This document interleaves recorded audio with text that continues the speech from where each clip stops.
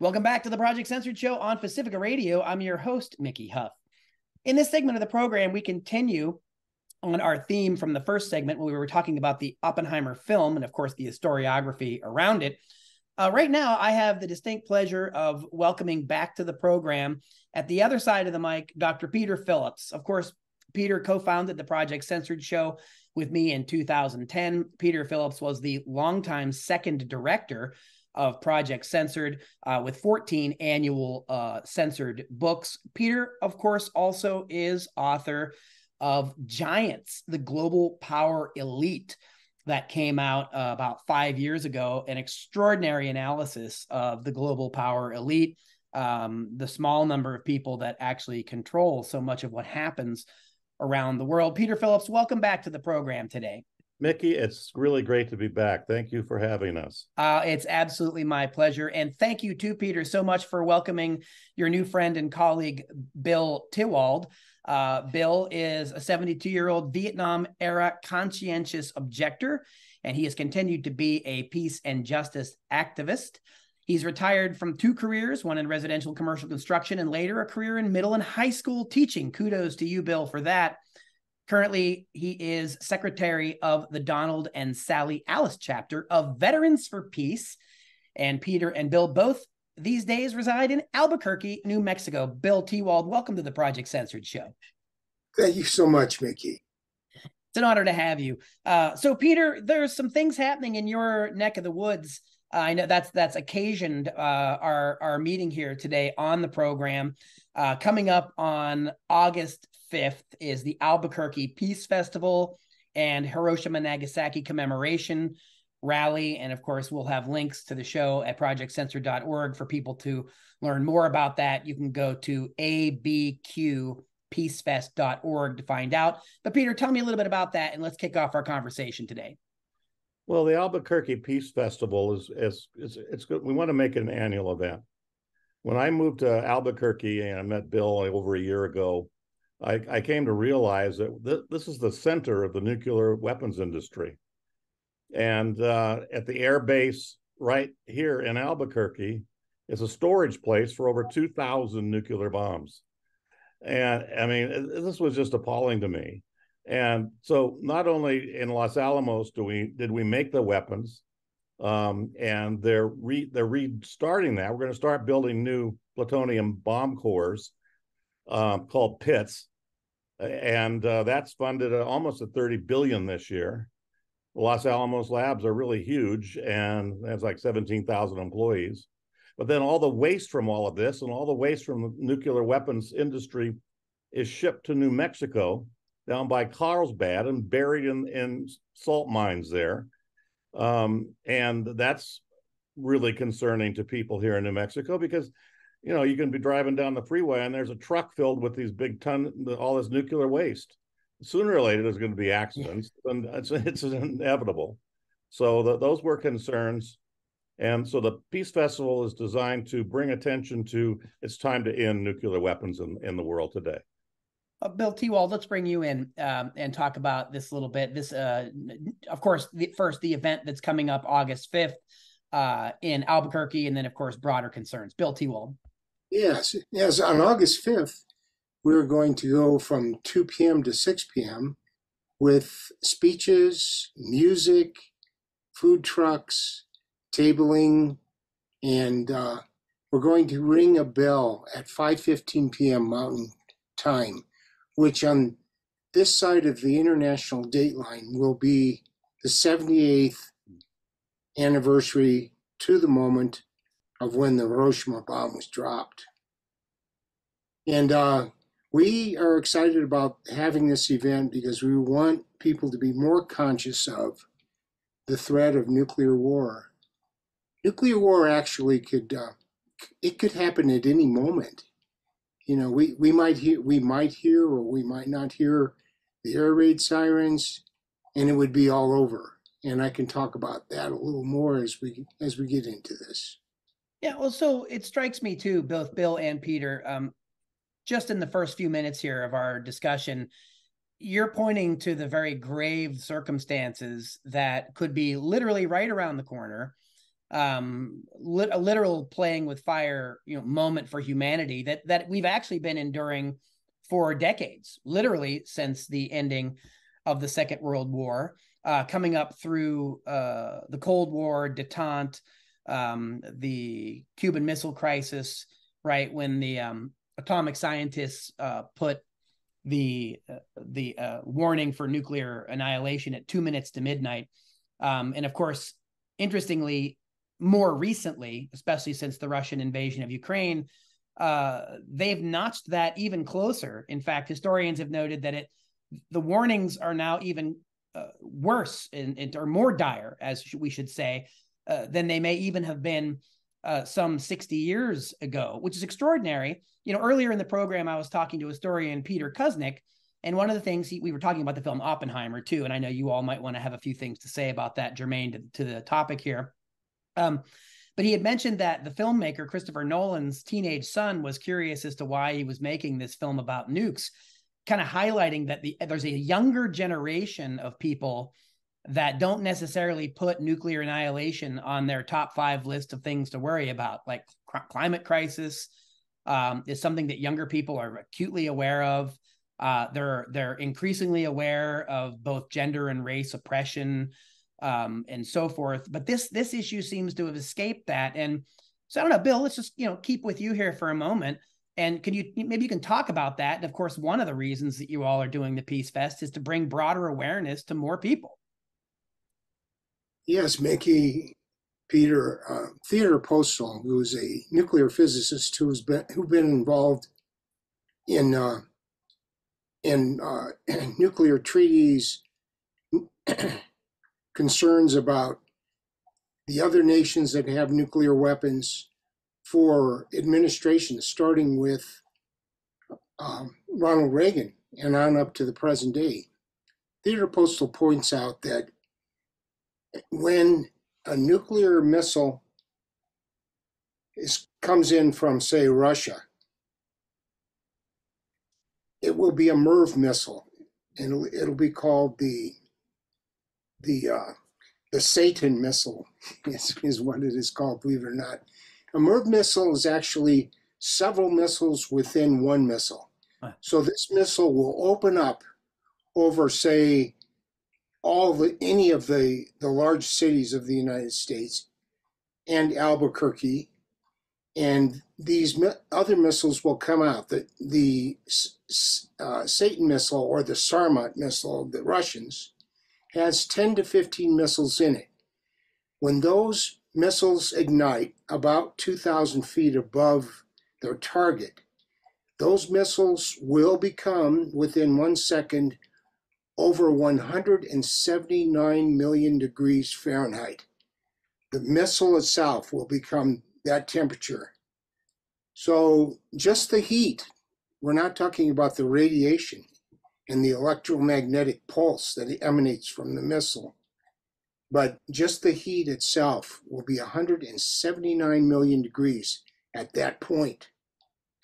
So in New Mexico, for instance, there probably are going to be at least 3 missiles targeted, one at Albuquerque because of the Air Force Base here and the Sandia National Nuclear Weapons Laboratory, but also at Los Alamos, where nuclear weapons are being built, the plutonium pits are being produced, and also at the White Sands Missile Range down in southern New Mexico. So when you think about the heat of maybe 45, maybe more weapons going off over New Mexico, there isn't going to be a blade of grass, a tree that isn't turned to ash pretty quickly, within seconds. And the surrounding states are going to feel this too. These missiles are going to be aimed at Amarillo, Texas, because there's a big Pantex nuclear facility in Amarillo. They're going to be aimed at Denver, Colorado.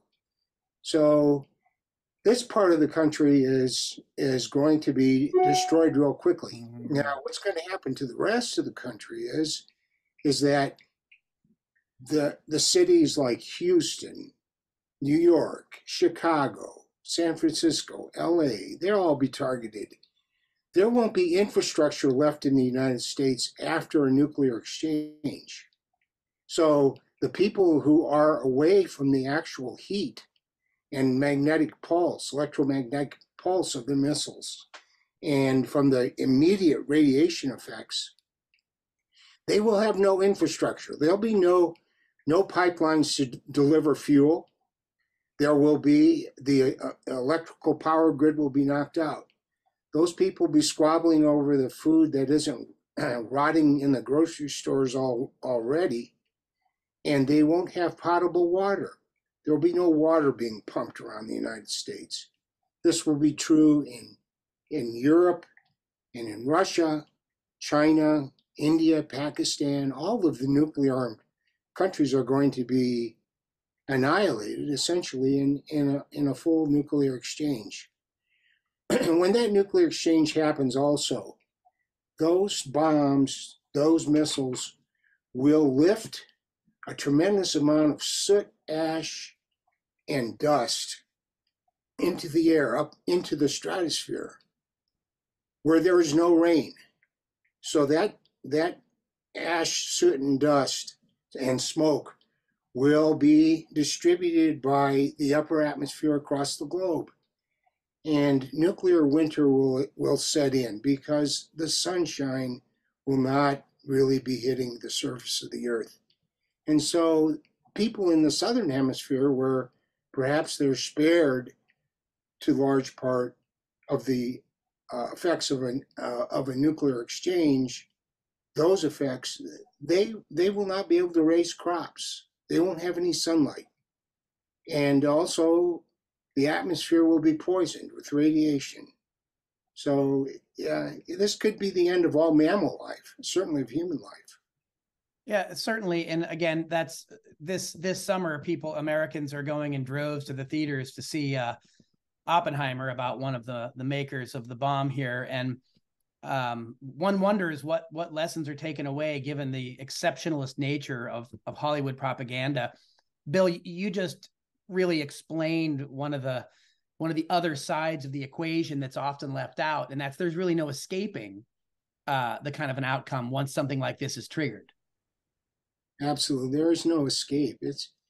And the sad thing about it is that well, there's just, what can I say? What could be more profound?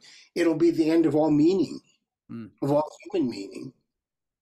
Yeah, it's again really extraordinary that to me it's extraordinary that this is such an existential threat. It makes it even more peculiar that it somehow has slipped off the radar of so many people. Peter Kuznick called it a nuclear numbness. That somehow over the generations it's become less and less. Peter Phillips, can you talk a little about that? You're certainly a political sociologist. You've studied the halls of power for a long time. Those people can't escape. These people can't escape it either. I'm also a baby boomer that has lived with this my entire life, as has Bill. And growing up, we had that consciousness of that life could end at any time.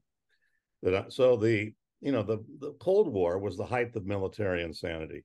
And we built almost 30,000 nuclear weapons. That's been reduced down to about 5,000 now, the U.S. and Russia has 5,000. China's got 350. France has a couple hundred. UK has a couple hundred. And then Pakistan, India, Israel, and North Korea all have some. But the idea of this, that 92 countries have ratified a treaty with the UN that prohibits the use of nuclear weapons, and even owning them or using them or having them, have made that illegal. I mean, the Pope Francis, he came right out and said nuclear weapons are immoral. And that's what Bill and I are talking about. We need to stop this. We need to mobilize people in this country and the world to say that we got to stop nuclear weapons. And we will say that this can be unilateral. I mean, the United States could withdraw all nuclear weapons. It was, oh, wow, the Russians will come get us, the Chinese. No, they won't. Any country that sets off 100 nuclear weapons, all their people are going to die too from nuclear winter. I mean, so this is insanity at the highest level. And we continue to do this. I mean, we're still going to put billions of dollars into building new weapons. And guess who benefits? Boeing, General Dynamics, Honeywell, Lockheed Martin, Northrop Grumman, all make billions off of nuclear weapons. And they're invested by the largest investment holders in the country, BlackRock and Vanguard and all of that. So money is creating nuclear weapons and making profits off it. It's absolute insanity, and we absolutely have to mobilize millions of people to say no to this. Welcome back to the Project Censored Show on Pacifica Radio. I'm your host, Mickey Huff. Today, in this segment, we are continuing our conversation about the threats of nuclear war, of atomic weapons. We are speaking with Peter Phillips, political sociologist, former director of Project Censored, and co-founder of this program. It's wonderful to bring Peter back on the program. We're also joined by Bill Tiwald, who is a Vietnam-era conscientious objector, also had a career in middle and high school teaching, currently the secretary of the Donald and Sally Alice chapter of Vets for Peace in Albuquerque, New Mexico. Bill and Peter, before the break, we were talking about the consequences of nuclear attacks, the danger of nuclear weapons that they still pose. Peter, you just kind of got a little bit into the political economy behind this, and you used the word insanity a couple times, which I'm afraid is appropriate. That these companies, and of course the financial sector that you write about, and in fact you're writing about again right now for the follow-up to Giants, you're writing Titans right now, which will be out next year. Could you talk a little bit more about the financial connections? Can you talk a little bit about the political culture and why there is an inability to really address such a serious and significant question? I mean, you and Bill Tiwald just laid this out. It seems pretty plain that it's insane behavior. The late, great Dan Ellsberg, referred to all this scenario as the doomsday machine. We've had people warning us for ages of this. What do you make of the lack of inroads in really trying to get some meaningful change among the world's nuclear weapon wielding countries? The countries without weapons are saying we have to ban them. They know that it will destroy the world if they're used. They continue to be built and expanded based on this idea of deterrence. If we build them, then and then the other people are going to be scared of us that we'll use them on them. Yeah, back to the Truman Doctrine. Yeah, exactly. But now it's kind of become the Chinese deterrence. So the Chinese have 350 weapons, and they're going to build a few more. And so the new assessment, this comes out of the Atlantic Council, comes out of the State Department, comes out of the Defense Department, is that we have to stay ahead of the Chinese. So we have to spend 30 billion, 60 billion right away and expand and upgrade our weapons. They're worried that our plutonium weapons are deteriorating, that they might not work. So they'll dismantle them. They take the plutonium, they cleanse it, and then they ship it to Los Alamos, and it's repacked into new nukes that can be attached to bombs and missiles. This is expenditures that we don't need to make. The idea of even building these things to use them as defense is absolutely incorrect. We will all die if they're used. So we advocate the unilateral withdrawal of all nuclear weapons in the United States, even if other countries have them.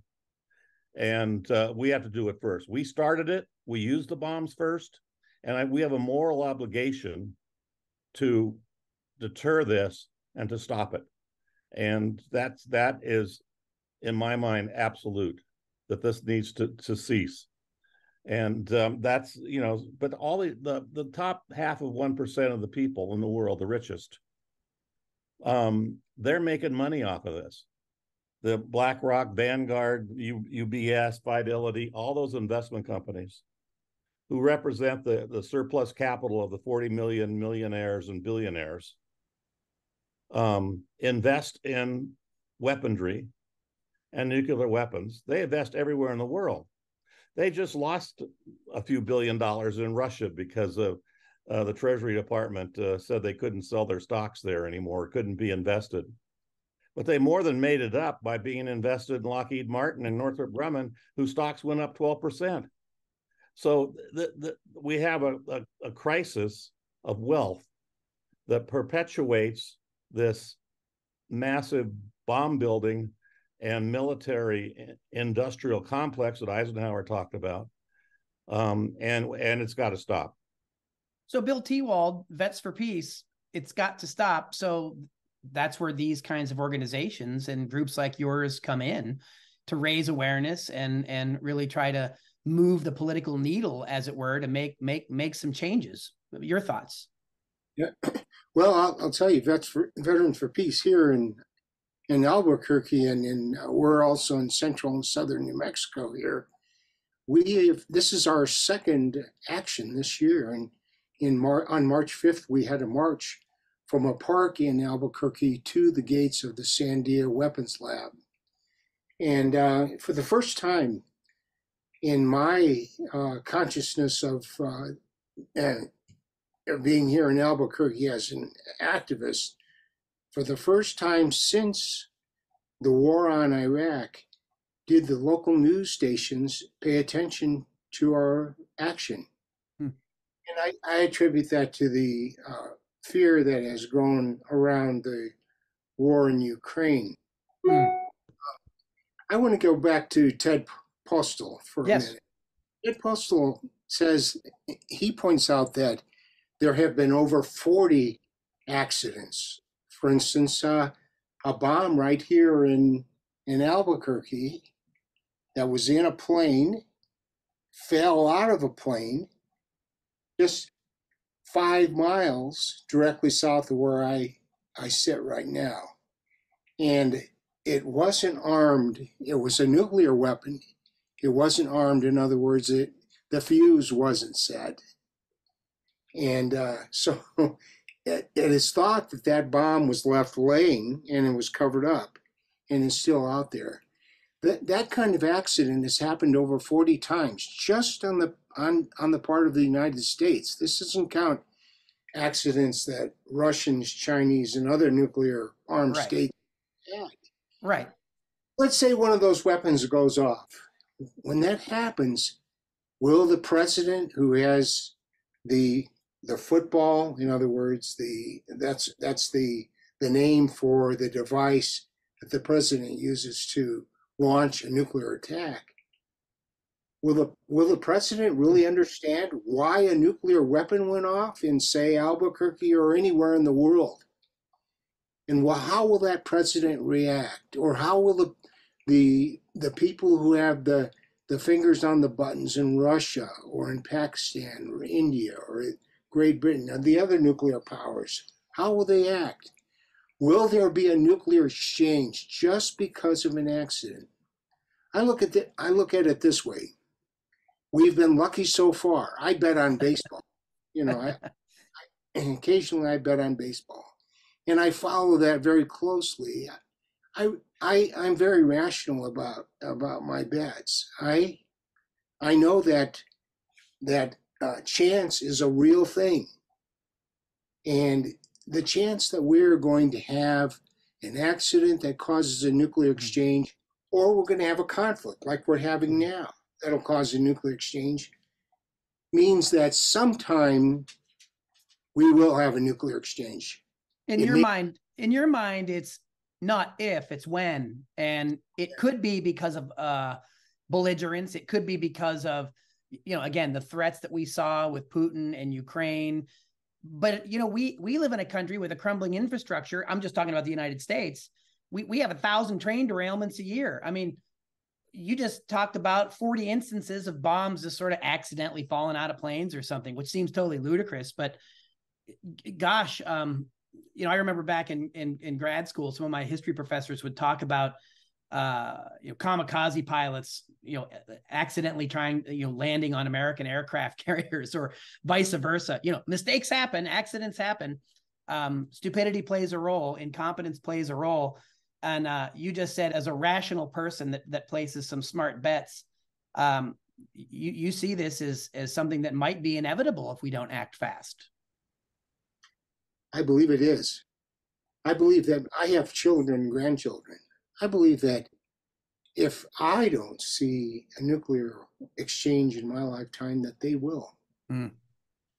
Yeah, extraordinary. again, these very tangible and real threats, they don't, I don't think they're getting enough airing. Certainly the media recently has, in the last few years, sort of paid more attention to issues around the climate and so forth. But this is one that I don't think seems to get enough serious attention still.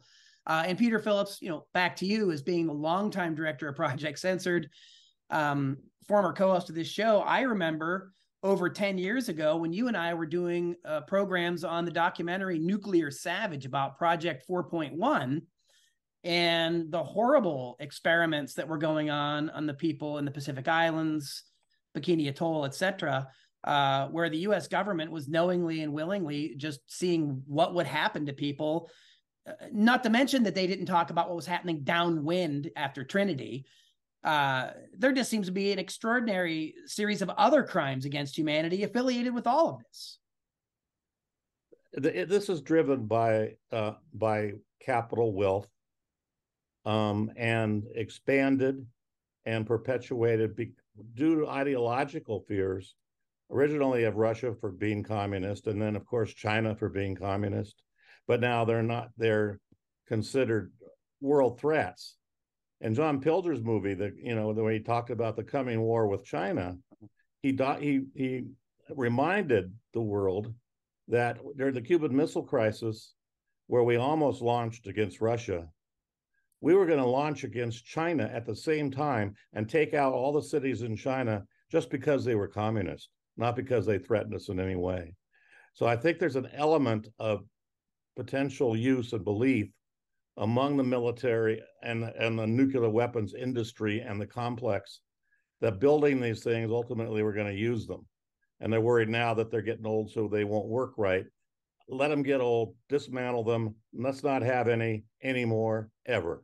That's what has to happen. So what about this talk about the small controlled nukes or the new generation of manageable nuclear weapons, Bill Tiwald? More propaganda, more nonsense? That certainly is nonsense. Can you imagine if Russia used its tactical nuclear weapons on the battlefield in Ukraine? Do you think, for instance, Poland would stand by? And when Poland gets involved, all of NATO gets involved. And so the use of nuclear weapons is just has to be prohibited. The existence has to be prohibited. And Mickey, I'm glad you mentioned Trinity. That was the first bomb. That was the experimental bomb that was blown up in the desert south and east of Albuquerque a ways. Those people that lived down there were 10,000 people that were under the very shadow of the nuclear bomb smoke and mushroom that came from that weapons experiment. Those people are still suffering cancer because the radiation that comes from plutonium, it actually comes from high grade uranium, causes 50 types of cancers, and the radiation changes DNA. The people who survived that, and not everybody did. There were people that died pretty quickly from that bomb, that experiment. Some of them went on to have children. Mm-hmm. Yeah. They passed DNA on to people, to their prodigy, and their prodigy has passed that DNA change onto their prodigy, and it goes on and on. The cancer has gone on and on. Those people need relief. Those people need relief from the Radiation Exposure Compensation Act, which they haven't been given by the Congress and the President. The Congress is the one that's holding it up. So I wanted to get that plug in there. Yeah, well, thank you so much, Bill Tiwald, for sharing that important information. Thanks also for the work you're doing with Veterans for Peace. Peter Phillips, we're out of time for this segment. As you know, that bell comes ringing quickly and we start wrapping up. So I wanted to thank you for joining us. But Peter, any last words before we wrap up today? Well, I think this is a national issue that we need to really be involved. So we're organizing the Albuquerque Peace Festival, and it's an honoring the Hiroshima, Nagasaki being destroyed. It's couple 100,000 people were incinerated in those cities. There was no need to do that. It was done arbitrarily to test how these weapons were used, how they would affect a city. So those were cities that hadn't been bombed yet. And so this was deliberate. And knowing that the deliberate use of these weapons then and continuing to build them with the potential of using them now, it has to be stopped. Well, Peter Phillips, I want to thank you so much for joining us again on the Project Censored show today. Bill Tiwald, thank you so much. The Albuquerque Peace Festival is Saturday, August 5th. For anybody that's in that part of New Mexico, you can learn more at abqpeacefest.org. Gentlemen, thanks again for the important work you're doing, and thanks for joining us on the Project Censored show today. Thank you.